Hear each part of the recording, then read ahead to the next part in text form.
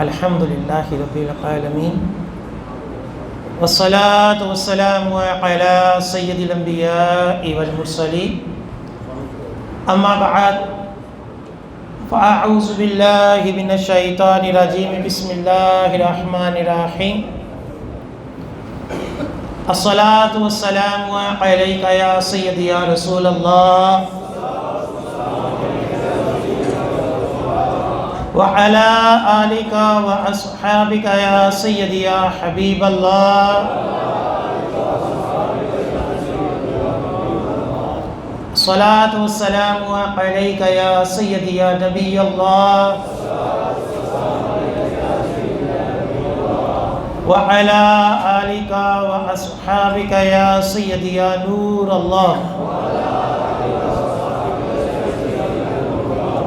نویت سنت الاعتکاف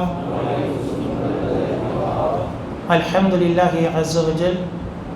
ہم نماز جمعہ کے لیے حاضر ہوئے ہیں۔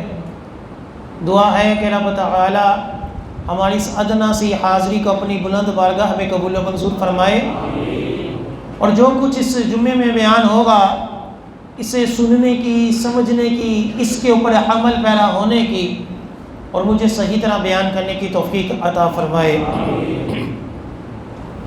جیسا کہ آپ سب کو معلوم ہے کہ یہ آخری عشرہ رمضان المبارک کا چل رہا ہے اور آج آخری جمعۃ المبارک ہے۔ یہ آخری عشرہ جو ہے یہ ایک حدیث پاک شعب الایمان کے مطابق جہنم سے آزادی کا عشرہ ہے۔ اسی مناسبت سے آج جس موضوع کے اوپر میں بیان کروں گا وہ ہے کہ جہنم کا خوفناک منظر، کہ جہنم کیا چیز ہے کہ جس کے بارے میں باقاعدہ ایک پورا عشرہ ہے کہ بندہ مومن اس رمضان کے آخری عشرے میں، جس میں لیلۃ القدر بھی ہے، جس میں آخری جمعۃ المبارک بھی ہے، اس آخری عشرے میں اپنے آپ کو جہنم سے آزاد کر لے۔ ہمارے یہاں جہنم کو معمولی سی شے سمجھا جاتا ہے، وہ گالی کوئی نہیں ہے، صرف سرکار دے امتی اسی کرا جانا ہے۔ اور کئی نعت خانوں نے بھی ہمیں ٹکٹیں دے دی ہوئی ہیں کہ بس جی سارے جنتی ہو گئے۔ حالانکہ یہ بات طے ہے کہ ایک بہت بڑی مسلمانوں کی تعداد جہنم میں جانی ہے۔ اسی لیے کتابوں میں لکھا ہے کہ یہ دعا مانگنا جائز نہیں کہ یا اللہ کوئی بھی مسلمان جہنم میں نہ جائے، کہ یہ دعا جو ہے یہ قرآن و حدیث کے مخالف ہے۔ یہ دعا مانگی جائے کہ یا اللہ ہمیں بخش دے، ہماری مغفرت فرما، ہمیں جہنم، یہ دعا نہیں مانگ سکتے کہ کوئی بھی مسلمان جہنم میں نہ جائے۔ مسلمانوں کا جہنم میں جانا بھی طے ہے اور امت محمدیہ کا بھی ایک تعداد نے جانا ہے۔ پھر بعد میں وہ آقا علیہ السلام کی شفاعت سے، اولیاء کرام کی شفاعت سے، جنتیوں کی شفاعت سے، اللہ تعالیٰ کے رحم و کرم سے وہ جہنم سے باہر آ جائے۔ لیکن ایسا نہیں ہے کہ سارے کے سارے جو ہے وہ ڈائریکٹ ہی جنت میں چلے جائیں گے نعتیں پڑھتے ہوئے، ایسا نہیں ہے۔ ہم نے جنت اور دوزخ کو معمولی سی شے سمجھا ہے، جنت کی بھی پرواہ نہیں کرتے۔ حالانکہ قرآن و احادیث میں ہمیں ترغیب دی گئی جنتیوں والے کام کرنے کی، جنت میں جانے کی، اور قرآن و حدیث ہی نے ہمیں جہنم سے پناہ مانگنے کی ترغیب دی۔ سورہ رعد ہو یا اور 30ویں پارے کی کئی صورتیں ہیں، اس کو اگر آپ ترجمہ تفسیر سمیت پڑھیں تو جہنم کا خوفناک منظر کھینچا گیا ہو کہ کس طرح جہنم کے عذاب ہوں گے، قیامت کس طرح قائم ہوگی۔ یہ سارا اللہ تعالیٰ نے ہمیں ڈرانے کے لیے کہا۔ اور نبی کریم صلی اللہ علیہ وسلم کی حدیث پاک ہے کنز العمال کی، آقا علیہ السلام نے فرمایا کہ جنت کا طلبگار کبھی غافل نہیں ہوتا، کہ بندہ ہو جنت کا طلبگار، بس یہ کہے کہ جی نعتیں پڑھ کے چلا جاؤں گا، نہ نماز پڑھوں گا، نہ روزے رکھوں گا، نہ زکوٰۃ دوں گا، نہ حقوق اللہ کی پابندی کروں گا، نہ حقوق العباد کی پابندی کروں گا، بس سویا رہوں گا، پیسہ کماؤں گا اور سیدھا جنت میں چلا جاؤں گا۔ آقا علیہ السلام نے فرمایا جنت کا طلبگار غافل نہیں ہوتا، وہ ہر دم اللہ کی یاد میں رہتا ہے، کیوں کہ جنت کا طلبگار ہے۔ اور پھر فرمایا کہ دوزخ سے بھاگنے والا بھی غفلت میں نہیں پڑتا، کہ اگر جنت چاہتے ہو، دوزخ سے پناہ چاہتے ہو، تو پھر غفلت نہیں، پھر بیداری، پھر حاضر دماغی، پھر اپنے اعمال جنتیوں والے اور اپنے آپ کو جہنم سے بچانے والے، ان کی کوشش کرو۔ پھر آقا علیہ السلام نے فرمایا کہ دنیا جو ہے، اسی حدیث پاک میں، کہ دنیا خواہشات سے بھری پڑی ہے، کہ بندہ جب اس دنیا میں اپنی خواہشات کے پیچھے بھاگتا ہے، پیسہ کمانے کے لیے، منصب کمانے کے لیے، بنگلوں کے لیے، اپنی عزت کے لیے، اپنی خواہشات کی تسکین کے لیے جب پیسے کے پیچھے بھاگتا ہے، اس دنیا کی لذت کے پیچھے بھاگتا ہے، تو وہ جنت کی طلبگار سے بھی غافل ہوتا ہے اور دوزخ سے پناہ مانگتے بھی غافل ہو جاتا ہے۔ کیوں کہ یہ دنیا ایسی لذیذ شے ہے، اس نے کئیوں کو اپنے پیچھے لگا کر ان کا ایمان بھی برباد کیا، ان کی آخرت کو بھی برباد کیا۔ یہ دنیا لذت والی ہے۔ آقا علیہ السلام کی ایک حدیث پاک ہے کہ اللہ تعالیٰ نے جب جنت کو اور دوزخ کو پیدا کیا تو جبرائیل امین علیہ السلام کو کہا کہ جاؤ میری جنت کو دیکھ کر آؤ۔ حضرت جبرائیل علیہ السلام نے جب جنت کو دیکھا، اللہ تعالیٰ کی بارگاہ میں حاضر ہوئے تو اللہ تعالیٰ نے پوچھا میری جنت کو کیسا پایا؟ تو جبرائیل علیہ السلام نے عرض کی مولا تیری جنت ایسی ہے جو ایک مرتبہ اس کو دیکھ لے نا، ایک مرتبہ اس کو دیکھ لے تو اس کی تمنا کرے، اس میں جانے کی پوری کوشش کرے جو ایک مرتبہ جنت کو دیکھ لے۔ اللہ تعالیٰ نے فرمایا اب میری دوزخ کو دیکھ کر آ۔ جبرائیل علیہ السلام نے جب دوزخ کا معائنہ کیا تو اللہ تعالیٰ نے پوچھا کیسی ہے؟ فرمایا اے مولا ایک مرتبہ تیری کوئی دوزخ دیکھ لینا تو اس سے پناہ مانگے، اس میں جانے والے جو اعمال ہیں اس سے بچیں۔ اللہ تعالیٰ نے فرمایا کہ میں نے جنت کو مشکلات اور تنگیوں میں گھیر دیا اور دوزخ کو خواہشات لذات میں گھیر دیا، اب جا کر جنت اور دوزخ کو دیکھو۔ تو جبرائیل امین علیہ السلام نے فرمایا مولا یعنی جنت میں جانا اس قدر مشکل ہے، اس قدر صبح فجر میں ٹھنڈے پانی سے وضو کرنا، اپنی نیند کو قربان کرنا، سب کاروبار دولت کو چھوڑ کر اللہ کے حضور سجدہ ریز ہونا، اپنی دولت سے پیار ہونے کے باوجود اللہ کی راہ میں صدقہ خیرات کرنا، یہ اس قدر مشکل ہے مولا اب تو مجھے ایسے لگتا ہے کہ جیسے کوئی جنت میں جا ہی نہیں سکتا۔ جبرائیل علیہ السلام نے کہا، اور دوزخ کو خواہشات لذات میں دیکھ کر کہا مولا اب تو مجھے ایسا لگتا ہے کہ کوئی اس سے بچ ہی نہیں سکتا۔ کہ جہنم میں جانے والے اعمال بڑے آسان ہیں، آرام سے بیٹھ کر فلمیں دیکھو، آرام سے بیٹھ کر بد نگاہی کرو، آرام سے بیٹھ کر گپیں مارو، سوو، سود کھاؤ، ملاوٹ والا مال بیچو، پیسہ کماؤ، لوگوں کو لوٹو، رشوتیں کھاؤ، سرکاری نوکریاں لگ کر لوگوں کو لوٹو، بڑا آسان ہے۔ کوئی پوچھنے والا بھی نہیں، ہو سکتا ہے کہ لوگ پھر بھی جھک جھک کر سلام کریں، لیکن آخرت کہ جہنم کس سے لپیٹی گئی ہے؟ خواہشات سے، آسانیوں میں۔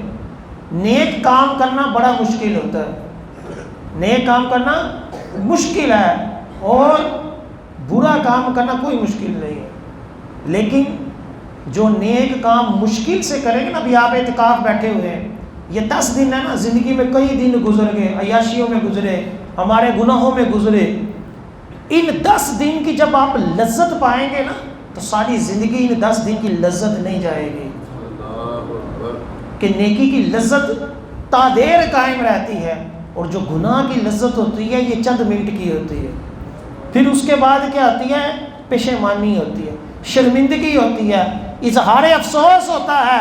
لیکن جہنم جو ہے وہ لپیٹی آسانیوں کے ساتھ گئی، جہنم جو ہے وہ خواہشات کی پیروی ہے۔ آقا علیہ السلام نے فرمایا معجم الاوسط کی حدیث پاک کہ ایک مرتبہ جبرائیل امین علیہ السلام کو دیکھا کہ آگ کا رنگ بدلا ہوا ہے، تو آقا علیہ السلام نے پوچھا کہ کیا ہوا ہے؟ تو جبرائیل امین نے عرض کی یا رسول اللہ صلی اللہ علیہ وسلم، مجھے آج حکم دیا گیا کہ جہنم کو دہکاؤں، بھڑکاؤں۔ عرض کی یا رسول اللہ صلی اللہ علیہ وآلہ وسلم، جہنم کی آگ ایسی آگ ہے 1000 سال تک وہ جلتی رہی، 1000 سال تک تو وہ سفید ہو گئی، 1000 تک، اور 1000 سال تک سفید آگ کو مزید جلایا گیا تو وہ سرخ ہو گئی، پھر 1000 سال تک جہنم کی آگ کو جلایا گیا تو وہ سیاہ ہو گئی۔ اب جہنم کی آگ سیاہ ہے، نہ اس میں روشنی ہے، نہ اس میں کوئی اور شے کہ کوئی شیڈ ہے، کوئی عکس ملتا ہو، ایسا کچھ نہیں۔ جہنم کی آگ کیا ہے؟ سیاہ ہے، اور یہ جو دنیا کی آگ ہے یہ کیا ہے؟ سرخ ہے۔ آقا علیہ السلام نے فرمایا یہ جو دنیا کی آگ ہے یہ جہنم کی آگ کا 70واں حصہ ہے۔ جہنم کی آگ کا کتنا حصہ ہے؟ 70واں۔ اب 70واں حصہ جہنم کی آگ کا یہ دنیا کی آگ ہے، اور جب یہ انسان کو جلاتی ہے تو اس کا کیا حال کرتی ہے؟ راکھ بن جاتے ہیں لوگ جل کر، جلد سڑ جاتی ہے، گل جاتی ہے، بچتا ہی کچھ نہیں، غسل دینے لگے تو کھال اس کے ساتھ بہہ جاتی ہے۔ یہ جہنم کی آگ کا کتناواں حصہ ہے؟ 70واں حصہ۔ اور جو جہنم کی آگ ہوگی وہ 70 گنا زیادہ اور سیاہ، اور سب سے کم تر جو جہنمی کو عذاب ملے گا سب سے کم تر وہ یہ ہوگا کہ اس کے پاؤں کے نیچے آگ کا ایک کوئلہ رکھ دیا جائے گا، سب سے کم تر عذاب، آگ کا ایک کوئلہ رکھ دیا جائے گا، جس کی وجہ سے اس کا جو بھیجا ہوگا، جو دماغ ہوگا، یہ ابلے گا، اور وہ یہ سمجھے گا کہ سب سے زیادہ مجھے ہی عذاب ہو رہا ہے، سمجھے گا وہ یہی کہ سب سے بڑھ کر عذاب مجھے ہی ہو رہا ہے، حالانکہ سب سے کم تر عذاب اسے ہوگا کہ صرف ایک روایت میں ہے آگ کا کوئلہ رکھا جائے گا، اور ایک روایت میں ہے آگ کی جوتی پہنائی جائے گی۔ یہ سب سے کم تر عذاب جہنم کا ہے۔ اس سے اوپر والے عذاب اس سے کئی گنا زیادہ ہیں، جس کا کچھ احادیث میں کتابوں میں تذکرہ ہے، کچھ کا ہم سوچ بھی نہیں سکتے کہ کیا عذاب ہوگا۔ آگ کے صندوق ہوں گے، جہنم کی کئی کئی وادیاں ہوں گی، جس میں سانپ بچھو موجودہ سانپ بچھوؤں کی طرح نہیں ہوں گے، بڑے بڑے جسامت والے سانپ بچھو ہوں گے۔ ایک وادی ایسی ہوگی کہ جس میں سردی ہوگی، جہنم کا ایک عذاب سرد بھی ہوگا، اتنی زیادہ سردی ہوگی کہ جیسے ہی بندہ اس میں ڈالا جائے گا اتنی شدید سردی سے اس کے جسم کے ٹکڑے ٹکڑے ہو جائیں گے، لیکن موت نہیں آئے گی۔ کہ جب جنتیوں کو جنت میں داخل کر دیا جائے گا، جہنمیوں کو جہنم میں داخل کر دیا جائے گا، تو موت ایک مینڈے کی شکل میں، ایک بکرے کی شکل میں لائی جائے گی، اور فرشتہ پکارے گا اے جہنمیوں ادھر آؤ، اے جنتیوں ادھر آؤ۔ تو جنتی ڈر جائیں گے کہ کہیں جنت سے نکلنے کا کوئی پیغام تو نہیں آ گیا، اور جہنمی خوش ہو جائیں گے کہ شاید ہماری بچت کی کوئی راہ نکل آئی ہے۔ اور وہ فرشتہ جو ہوگا جنت اور دوزخ کے درمیان میں رکھ کر اس مینڈے کو، اس بکرے کو ذبح کرے گا، اور کہے گا کہ یہ موت ہے، کہ موت کو بھی موت آ گئی، اب اے جنتیوں ہمیشہ تمہارے لیے جنت میں رہنا ہے، اور اے دوزخیوں اب ہمیشہ تمہارے لیے دوزخ میں رہنا ہے۔ یہ پیغام سن کر جنتیوں کی خوشی کی انتہا نہیں رہے گی، اور دوزخیوں کے غم کی انتہا نہیں رہے گی کہ اب مرنا ہی کوئی نہیں۔ آج ہمیں جتنی مرضی تکلیف ہو، ایک حد تک تکلیف ہوتی ہے نا، ایک بندے کا بازو کٹ جائے، پاؤں کٹ جائے، یا گردے فیل اللہ نہ کرے ہو جائے، کوئی بھی مسئلہ ہو جائے، کتنا تڑپتا ہے بندہ، تڑپتا ہم کہتے ہیں کہ یار اسے موت آ جائے، اس کو سکون مل جائے۔ لیکن جہنم کا عذاب کہ اس سے کئی گنا بڑھ کر عذاب، لیکن موت نہیں ملنی۔ حدیث پاک میں فرمایا گیا، مسند احمد کی حدیث پاک ہے، جلد نمبر 7 صفحہ نمبر 296، نبی کریم صلی اللہ علیہ وسلم نے فرمایا کہ جہنم کے جو بچھو ہوں گے یہ بختی اونٹوں کی طرح ہوں گے۔ اونٹ کتنا بڑا بڑا ہوتا ہے، اتنا بڑا بڑا جو ہوگا وہ بچھو ہوگا، اور جو ایک مرتبہ بچھو کسی جہنمی کو ڈسے گا، تو ہمارے یہاں بچھو ڈس لے تو کتنی درد ہوتی ہے، کتنی دیر، چند گھنٹے ہو جائے گی، چند دن ہو جائے گی۔ جو جہنمی کو بچھو ڈسے گا 70 سال تک اس کو اس کی درد ہوتی رہے گی، 70 سال۔ بچھو بھی کتنا، اونٹ جتنا، اور اس کی درد کتنی، 70 سال۔ اور اب بندہ کہہ سکتا ہے یار اتنا بڑا بچھو ہے، ہمارا جسم چھوٹا سا ہے، اس کو کیسے ڈس سکتا ہے؟ تو جہنمیوں کا جسم جو ہوگا وہ موجودہ جسم کی طرح نہیں ہوگا۔ اس کی کھال جو ہوگی نا، جہنمیوں کی کھال، وہ اتنی موٹی ہوگی کہ کئی دن اگر گھوڑا سفر کرے تو جتنی مسافت وہ 3 دن میں طے کرے گا، اتنی جہنمیوں کے جسم کی کھال کی موٹائی ہوگی۔ اور جو ان کے بیٹھنے کا مقام ہوگا یہ ایک پورے شہر جتنا ہوگا۔ جو دار ہوگی نا، دار، ہماری دار اتنی سی ہوتی ہے، جو جہنمیوں کی دار ہوگی وہ احد پہاڑ جتنی ہوگی۔ یعنی ان کے جو جسم ہوں گے جہنمیوں کے، وہ اس قدر بڑے ہوں گے تاکہ ان بڑے جسم کے ساتھ جب ان کو عذاب ہو تو ان کو درد بھی زیادہ ہو، تکلیف بھی زیادہ ہو۔ اتنے بڑے جسم کے ساتھ جب بندے کو جلایا جائے گا تو حدیث پاک میں آتا ہے کہ اس کی جو آگ کے ساتھ جو کھال ہوگی نا، ایک دم سے جل جائے گی، اور اللہ تعالیٰ دوبارہ اس کو جو ہے وہ جسم دے گا۔ یعنی کھال کو جب جہنم میں ڈالا جائے گا، اتنی بڑی کھال، اتنی موٹی کھال، لیکن کھال جیسے ہی جہنم میں جائے گی جل جائے گی۔ نبی کریم صلی اللہ علیہ وسلم کی حدیث پاک ہے، ابن شیبہ کی، جلد نمبر 8 صفحہ نمبر 97، آقا علیہ السلام نے فرمایا ایک دن میں جہنمیوں کی ایک دن میں 70,000 مرتبہ کھال کو تبدیل کیا جائے گا، 70,000 مرتبہ اس کو جلایا جائے گا۔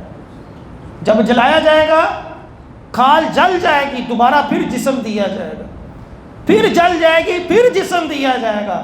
آقا علیہ السلام نے فرمایا 70,000 مرتبہ ایک دن میں جہنمی کو جلایا جائے گا۔ اور جب بھوک لگے گی جہنمیوں کو، کھانا مانگیں گے، تو زقوم کا جو درخت، کانٹے دار درخت ہوتا ہے، خوب کانٹے دار درخت سوکھا ہوا، وہ ان کو دیا جائے گا کھانے کے لیے۔ لیکن ان کی بھوک اتنی شدید ہوگی کہ وہ کہیں گے کہ چلو کچھ کھاؤ تو صحیح، کچھ اندر تو جائے۔ وہ جب اس کانٹے دار درخت کو ایسے کھائیں گے تو ان کے حلق میں پھنس جائے گا، ان کے حلق میں پھنس جائے گا، نیچے نہیں اترے گا۔ اب ان کو یاد آئے گا کہ دنیا میں جب ہمارے گلے میں کوئی شے پھنس جاتی تھی تو ہم پانی پیتے تھے، تو وہ پانی کے لیے جب ڈھونڈیں گے، بھاگیں گے، تو ان کو تیل کی طرح گرم پانی دیا جائے گا. وہ جب اس پانی کو پینے کے لیے اپنے چہرے کے قریب کریں گے تو وہ اس قدر گرم ہوگا، اس قدر گرم ہوگا کہ ان کے منہ کی کھال جو ہوگی وہ پگھل کر اس پانی میں گر جائے گی. اور جب وہ اس کو پئیں گے تو وہ جس جس جگہ سے پانی جائے گا وہ سارا کچھ ہی جلاتے ہوئے، اس کو گالتے ہوئے اس کے پیٹھ کے مقام سے سارا کچھ اس کا باہر نکل جائے گا. یہ عام عذاب ہوگا. اب کیٹاگری اعتبار سے کہ جو روزہ نہیں رکھتے ہوں گے ان کا کیا انجام ہوگا. ابھی میں آ رہا تھا تو یہ سر عام ستو جہاں لگے ہوتے ہیں ایسے گڑ گڑ گڑ پی رہا تھا. حالانکہ کتابوں میں لکھا ہے کہ جو سر عام مسلمانوں کے ملک میں مسلمان ہو کر سر عام روزوں کے دنوں میں کھانا کھائے اسے قتل کر دو. حاکم اسلام کا کام ہے اسے قتل کر دے. سر عام پی رہا ہے، کوئی شرم و حیا ہی نہیں. ان کا وبال الگ ہے، نماز نہ پڑھنے والوں کا وبال الگ ہے. جو زنا کرنے والے ہوں گے، حدیث پاک میں فرمایا گیا کہ جہنم کا ایک میں نے کنواں دیکھا معراج کی رات جو ابل رہا تھا اور لوگ ابل ابل کر اس کے باہر گر رہے تھے. کنویں سے آگ کے ساتھ ابل رہے تھے. ہمارے یہاں پانی جب ابلتا ہے تو پانی باہر آتا ہے، جہنمیوں میں جب ابالا آئے گا تو وہ آگ کے ساتھ لوگ ایسے باہر آئیں گے. تو آقا علیہ السلام کو بتایا گیا کہ یہ زانی ہے، جو زنا کار تھے. اور زانیوں کے لیے جو کھانے پینے کا اہتمام ہوگا جہنم میں وہ یہ ہوگا کہ سارے جہنمی جو جہنمی ہوں گے ان کے جسم سے جو پیپ اور کچا لہو بہے گا وہ ان زانیوں کو پلایا جائے گا. احادیث ہیں اس کے. سود خور جو ہمارے یہاں ہر بندہ بینکس میں پیسے رکھ کر انشورنس کروا کر، اور انشورنس والے بینک والے بھی لوگوں کو بیوقوف بناتے ہیں. جی اسی تو تہاڈے پیسے کا کاروبار کر رہے ہیں، تمہیں نفع مل رہا ہے. پہلے جب ایڈ چلتی تھی تو صاف پتہ چلتا تھا اتنے % سود. اب وہ سود کی جگہ انٹرسٹ چلتا ہے، جو اتنے % آپ کو نفع بینیفٹس ملیں گے، اتنے % آپ کو یہ ملے گا. انہوں نے بھی سود کی جگہ نفع ڈال دیا اور ہماری عوام بھی سود کو نفع سمجھ کر کھا رہی ہے. اسی طرح کاروباری لوگ ہوتے ہیں، اندہ 10 لاکھ پار، اندہ 5 لاکھ پار، اندہ 10 لاکھ اپنے کاروبار. چلو یہ مطلب نمینہ 5-5 ہزار دیاں کرا گا. اب سب کو سود دے رہا ہے، خود بھی سود دے رہا ہے، سب بھی سود کھا رہے، سارے خوش ہیں جی ساڈا کاروبار ہو. اب ان سود خوروں کا کیا انجام ہوگا؟ حدیث پاک میں فرمایا گیا کہ سود خوروں کا پیٹ بنگلوں کی طرح بڑا کر دیا جائے گا اور شیشے کی طرح ہوگا جس کے اندر سانپ بچھو دوڑ رہے ہوں گے. اس کا جو پیٹ ہوگا سود خور کا، کہ کھاتا تھا نا، سود کھاتا تھا، سود کھانے کی عادت تھی. گھر میں آرام سے بیٹھ کر بینک میں پینشن رکھ کر، بینک میں ریٹائرمنٹ کے پیسے رکھ کر سود کھاتی ہے. ایک تعداد کھاتی ہے، داڑیاں رکھے ہوئے کھاتے ہیں. ایک داڑھی والے کو کہا یار یہ سود ہے جو تم کھاتے ہو بینک سے. اور چھوٹو یہ فلاں مولوی بھی کھاتا ہے، اور فلاں سارے ہی مولوی کھاتے ہوں بالفرض. جانا تو اپنی اپنی قبر میں ہے نا. مولویوں کے کھانے سے سود حلال نہیں ہو جانا. جو نہ مرضی مولوی کھاتا ہو سود حرام ہی رہے گا. حرام ہی ہے، چاہے جو مرضی اس کو گما پھرا لے. سود کی تعریف آقا علیہ السلام نے واضح فرما دی کہ ہر وہ قرض جو نفع کھینچے، جو نفع لائے، وہ سود ہوتا ہے. آپ نے کسی کو قرض دیا اور اس کے اوپر آپ کو بینیفٹس مل رہے ہیں، اس کے اوپر آپ کو نفع مل رہا ہے. بلکہ اگر آپ کسی کو قرض دیں اور وہ آپ کو سستی چیز کر دے، یہ بھی سود ہے کہ قرض کی وجہ سے آپ کو وہ رعایت دے رہا ہے. جس طرح ہوتا ہے نا کہ بڑے بڑے کاروباری لوگ کسی کو ایڈوانس پیسے دے کر پھر مارکیٹ سے سستی چیز لیتے ہیں، یہ بھی سود ہے.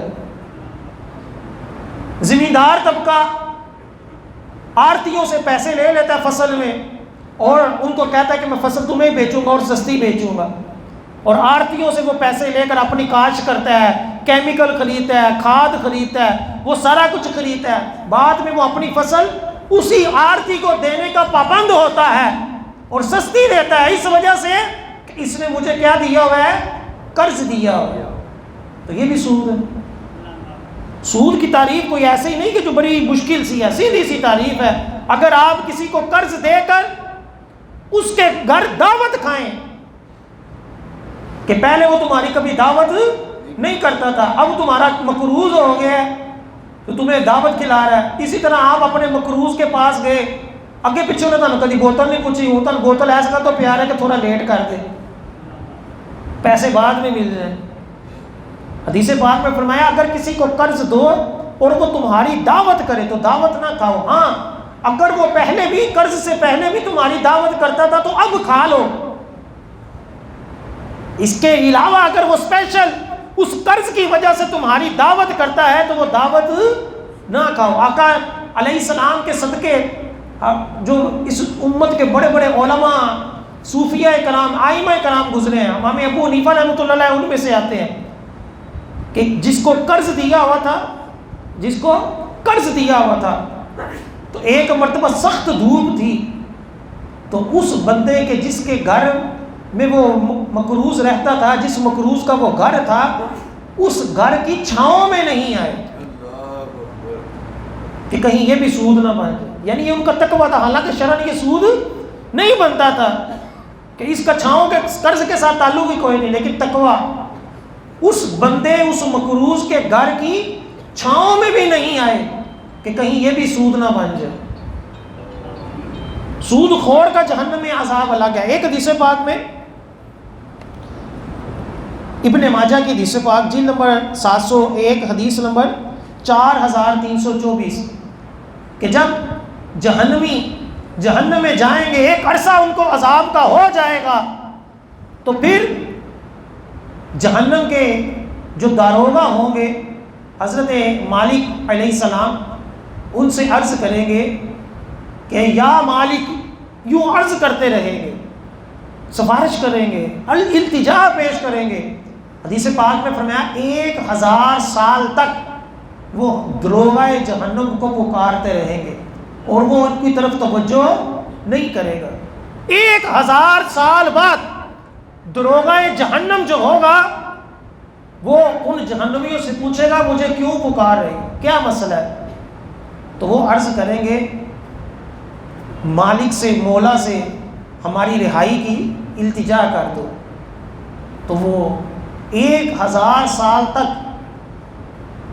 دروغہ جہنم جو ہوں گے ان کو جواب نہیں دیں گے، انتظار کرتے رہیں گے. 1000 سال بعد حضرت مالک علیہ السلام یہ کہیں گے کہ مجھ سے کیوں کہتے ہو، خود اپنے خدا کو پکارو جس کی نافرمانی کی ہے. اب جہنمی 1000 سال تک یا رحمان یا رحیم اللہ کو پکارتے رہیں گے. اللہ کے صفاتی نام غفور و رحیم والے ناموں سے جہنمی اللہ کو پکاریں گے. 1000 سال بعد اللہ فرمائے گا کہ یہی پڑے رہو، مجھ سے نہ مانگو. یعنی یہ طے ہے کہ جو کافر ہوگا وہ کبھی بھی جہنم سے نہیں نکل سکتا. کوئی بھی صوفی بن کر یا ویسے ہی رحم دل بن کر کہ ہو سکتا ہے اللہ معاف کر دے، ایسا نہیں. اللہ نے قرآن میں کہہ دیا کہ میں نے معاف نہیں کرنا. جو اللہ نے کہہ دیا اللہ اپنے وعدے کے خلاف نہیں کرتا، یہ طے ہے. یہ حدیث پاک ابن ماجہ کی میں آپ کو پیش کر رہا ہوں. جب اللہ تعالیٰ کی طرف سے یہ آ جائے گا کہ پڑے رہو، تمہیں کوئی رہائی نہیں ملنی، تمہیں دنیا میں بھیجا، تمہیں دنیا میں نبیوں کے ذریعے ڈرایا، مبلغین کے ذریعے ڈرایا، قرآن کی آیتیں پڑھی گئیں، تم تب باز نہیں آئے، اب پڑے رہو. اس وقت حدیث پاک میں ہے جہنمی اس قدر روئیں گے، اس قدر آنسوؤں سے روئیں گے کہ ان کے یہاں جو آنکھوں کے نیچے جو ہیں وہ گرے پڑ جائیں گے، اور اتنے بڑے بڑے گرے پڑ جائیں گے اور اتنے آنسو جمع ہو جائیں گے کہ اگر ان کے اندر کشتیاں رکھی جائیں تو وہ کشتیاں تیرنا شروع ہو جائیں. ابن ماجہ کی حدیث پر اتنے زیادہ روئیں گے، گرے پڑ جائیں گے اتنے بڑے بڑے کہ اللہ تعالیٰ کی رحمت سے جب نا امید ہو جائیں گے. ایک اور حدیث پاک میں فرمایا گیا کہ جہنم جو ہوگی قیامت آئے گی تو اس کو 70,000 فرشتے قیامت والے دن محشر کے میدان میں کھینچ کر لائیں گے زنجیروں کے ساتھ، اور ہر ایک فرشتے کے ساتھ مزید 70,000 ہوں گے جو اس کو کھینچ کر جب محشر کے میدان میں لائیں گے. مکاشفۃ القلوب کی روایت ہے تو جہنم دھاڑے گی، چنگارے گی اور بولے گی اپنی زبان سے کہ میں اللہ تعالیٰ کے نافرمانوں کے اوپر مسلط کی گئی ہوں. جب وہ دھاڑے گی، اس کی خوفناک آواز آئے گی تو تمام اہل محشر ایک مرتبہ لرز جائے گا، ہل جائے گا کہ یہ کیا ہے. آج کوئی خوفناک آواز آ جائے تو ہم ڈر جاتے ہیں، کوئی شیر دھاڑتا ہو ہمارے گھر کے سامنے تو ہم ڈر جائیں، ہمارا کیا بنے گا. تو جب جہنم دھاڑے گی قیامت والے دن اور یہ کہے گی کہ میں اللہ کے نافرمانوں کے اوپر مسلط کی گئی ہوں، اس وقت گناہگاروں کا کیا بنے گا.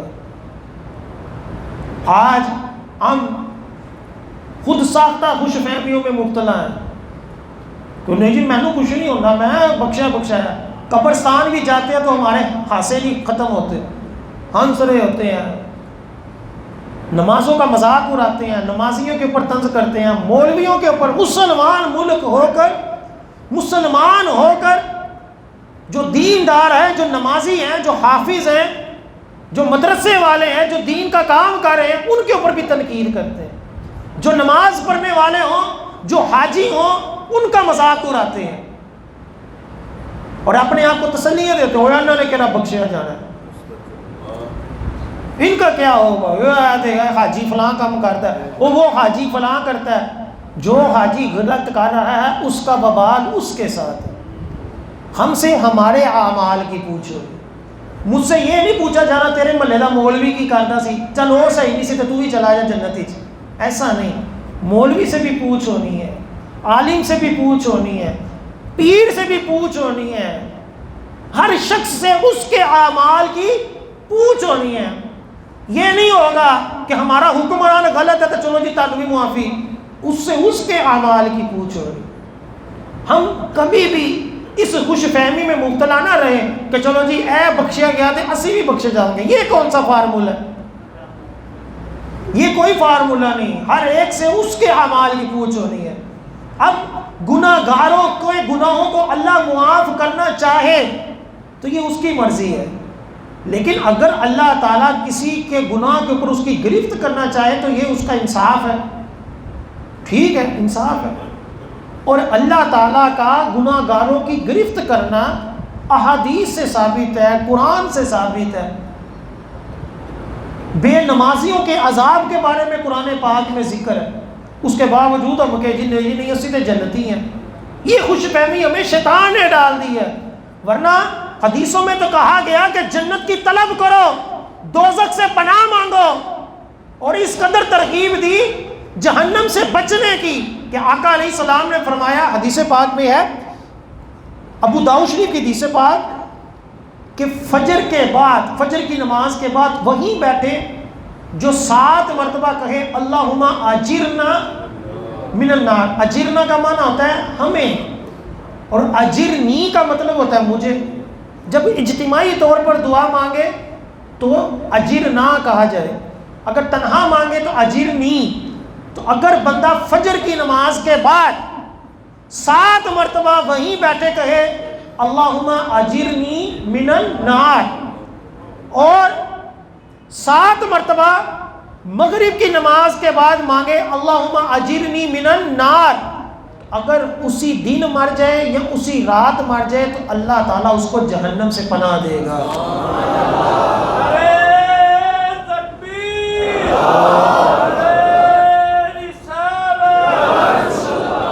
ترمذی شریف کی حدیث پاک ہے، جلد نمبر صفحہ نمبر 605. آقا علیہ السلام نے فرمایا جو 3 مرتبہ جنت کو طلب کرے تو جنت کہتی ہے مولا اس بندے کو جنت عطا فرما دے.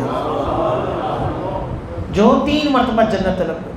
ابھی سب کر لیتے یا اللہ ہمیں جنت عطا فرما، یا اللہ ہمیں جنت عطا فرما، یا اللہ ہمیں جنت عطا فرما۔ 3 مرتبہ جو مانگے گا جنت کہے گی مولا اس کو عطا فرما دے۔ اور ترمذی شریف کی حدیث پاک میں فرمایا جو 3 مرتبہ جہنم سے پناہ مانگے تو جہنم کہہ دیا مولا اس کو مجھ سے نجات دے دے، مولا ہمیں جہنم سے نجات عطا فرما، مولا ہمیں جہنم سے نجات عطا فرما، مولا ہمیں جہنم سے نجات عطا فرما۔ اسی طرح جہنم سے بچنے کی ایک وجہ، ایک سبب یہ بھی بیان کیا کہ خوف خدا سے رونا۔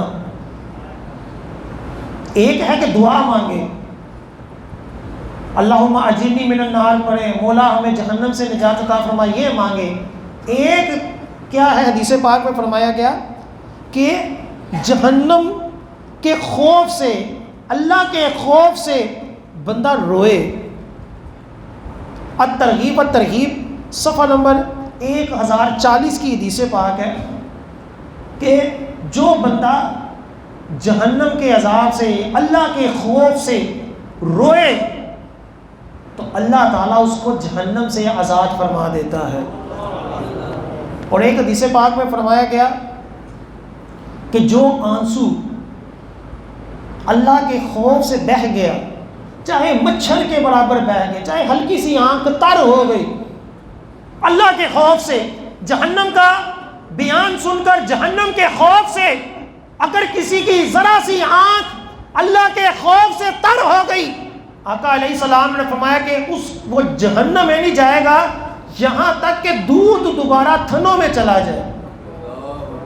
کہ جس طرح دودھ جب تھن سے واپس نہیں جا سکتا، جب ایک مرتبہ آ گیا تو اب واپس نہیں جا سکتا، اسی طرح جو خوف خدا سے رو پڑا وہ جہنم میں داخل نہیں ہو سکتا۔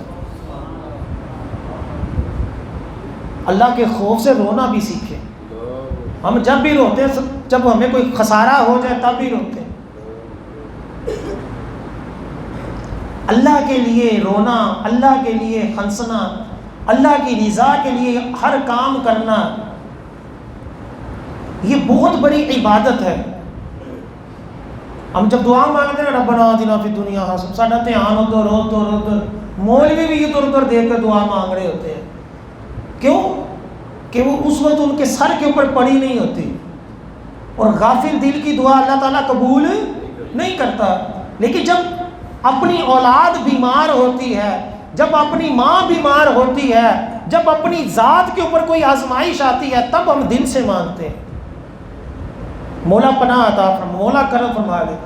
اب ہم اپنی زندگی کی ساری دعاؤں کو سامنے رکھیں تو کبھی ایسا بھی ہوا ہے کہ کبھی صرف اللہ کی رضا کے لیے، اللہ کی محبت میں آنسو بہے ہوں، اللہ سے پرسنلی طور پر بندے نے رو کر جہنم سے پناہ مانگی ہو، جنت مانگی ہو سکتا ہے کہ کبھی زندگی میں ہمارے ساتھ ایسا ہوا ہی نہ ہو، اور جب بھی رو کے دعا مانگی ہے دنیا ہی مانگی ہے، کبھی خدا کو بھی مانگا ہے دعا میں۔ حدیث پاک میں آتا ہے کہ بندہ قیامت والے دن جب اپنے اعمال لے کر اللہ تعالیٰ کے حضور جائے گا، بڑے اعمال ہوں گے، تو اللہ تعالیٰ فرمائے گا اس کو چھوڑو، پہلے یہ بتاؤ میرے دوستوں سے دوستی بھی کی ہے اور میرے دشمنوں سے دشمنی بھی کی ہے کہ نہیں کی، اور میرے ولیوں سے محبت کی ہے کہ ولیوں کے اوپر تنقیدیں کی ہیں، اے بابے کی کر سکتے ہیں، اے بابے کی ہوندے نے۔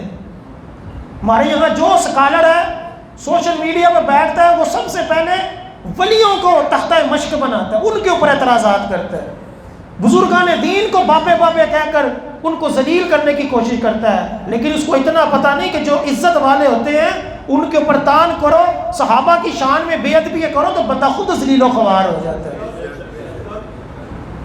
تو یہ بھی ایمان کا حصہ ہے کہ اللہ والوں کے ساتھ، اللہ کے دوستوں کے ساتھ دوستی ہو اور اللہ کے دشمنوں کے ساتھ دشمنی ہو، کافروں کے ساتھ دشمنی ہو، گستاخ صحابہ کے بارے میں ہماری دشمنی ہو، ہمارے پیار بھائی والے انداز نہ ہو، ہمارے گستاخ اولیاء کے بارے میں جو بندہ زبان دراز کرتا ہے گستاخ اولیاء ہے ان کے ساتھ ہماری دشمنی ہو، کل قیامت والے دن اس کا بھی پوچھا جانا ہے کہ میرے دوستوں سے دوستی اور میرے دشمنوں سے دشمنی بھی کی یا نہیں کی۔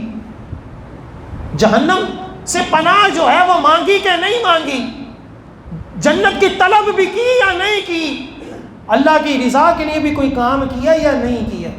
اسی طرح جہنم سے آزادی کی ایک بچت اذان بھی ہے کہ حدیث پاک میں ابن ماجہ کی حدیث پاک ہے صفحہ نمبر 125 کہ جو 7 سال تک بغیر کسی لالچ کے، بغیر کسی عوض کے، اللہ کی رضا کے لیے 7 سال تک مسجد میں 5 وقت کی اذان دے، ابن ماجہ کی حدیث پاک ہے، وہ جہنم میں داخل نہیں ہوگا۔ اور ایک روایت میں فرمایا گیا کہ اس کے جسم کو کیڑے نہیں پڑیں گے، جو 7 سال تک کس کے لیے؟ اللہ کی رضا۔ یہ نہیں کہ سارے مینکن بڑا نمازی، بڑا پرہیزگار، اس لالچ میں نہیں۔ اگر اللہ والے بنیں گے نا، اللہ کو راضی رکھیں گے، اللہ تعالیٰ دنیا میں خود ہی عزت پیدا کر۔ امام بڑی سرکار کی عبادت کس نے دیکھی تھی؟ حضور داتا گنج بخش رحمۃ اللہ علیہ کی عبادت کس نے دیکھی تھی؟ یہ ان کی عبادتیں اللہ تعالیٰ نے ہمیں پہنچائی ہیں، ہمارے دلوں میں ان کی محبت اللہ نے ڈالی ہے۔ تصویر اتروا کر کسی کو پیسے دیں گے، دکھا کر پیسے دیں گے تو لوگ ایک نظر دیکھیں گے، بھول جائیں گے، لیکن جب چھپا کر دیں گے لوگ دلوں سے تمہیں یاد رکھیں گے، اور یہ خود نہیں یاد رکھیں گے، یہ رب یاد کروائے گا 7 سال تک۔ اسی طرح تلاوت قرآن ہے، جامع صغیر کی حدیث پاک ہے کہ جس دل میں قرآن ہو، جس دل میں قرآن ہو، وہ اس کے اوپر عمل کرتا ہو، اس کو جہنم عذاب نہیں دے۔ یہ چند روایتیں میں نے آپ کو جہنم سے بچنے کی۔ موضوع جہنم کا اتنا طویل ہے کہ ہر گناہ گار کو کیا کیا عذاب ہوگا، کس طرح ہوگا، اگر میں اس کو بیان کروں تو ایک پورا کئی جمعے اسی کے اوپر لگ جائیں۔ اللہ تعالیٰ ہمیں جہنم سے پناہ عطا فرمائے۔ یہ آخری عشرہ جہنم سے نجات کا ہے۔ تمام احباب خصوصی طور پر میرے لیے، اپنے والدین کے لیے، اپنے رشتہ داروں، جو ہمارے آباء و اجداد رشتہ دار دنیا سے پردہ کر گئے، ان سب کے لیے جہنم سے نجات کی دعا کریں، اور آئندہ رمضان کے علاوہ بھی ہم اپنے آپ کو جہنمیوں والے اعمال سے بچائیں۔ کوئی مشکل کام نہیں۔ نمازی، پرہیزی، یہ جو بزرگ ہستیاں دنیا میں گزری ہیں، یہ بھی ہماری طرح ہی انسان تھے، انہوں نے جو زندگی گزاری ہماری طرح ہی گزاری۔ اللہ تعالیٰ عمل کی توفیق عطا فرمائے۔ ابھی اذان ہوگی، اس کے بعد آپ سنتے پڑھ لیجیے۔